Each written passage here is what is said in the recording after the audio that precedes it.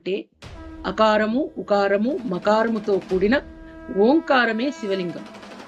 ఆ శివలింగం స్థూలము, సూక్ష్మము, పరాత్పరము. ఆ శివలింగానికి ఋగ్వేదం ముఖంగాను, సామవేదం నాలుకగాను, యజుర్వేదం కంఠంగాను, అధర్వణ వేదం హృదయంగాను ఉంటుందట.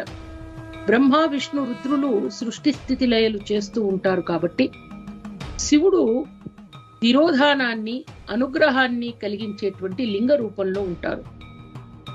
పరమేశ్వరుని స్వరూపాన్ని తెలియపరచడం ఎవరి తరం కాదు. ఈ జగత్తుకు సృష్టి, స్థితి, లయ కారణము శివలింగము. మొదట లింగానికి ఏ విధమైన ఆకారము లేదట. తర్వాత హరికి, బ్రహ్మకి జ్ఞానబోధ చేయడానికి శివుడు జ్యోతిర్లింగంగా అవతరించారట. ఆకాశము లింగము, భూమి ఆ లింగమునకు పానవట్టము కాగా 14 లోకాలు కూడా లింగ స్వరూపంగా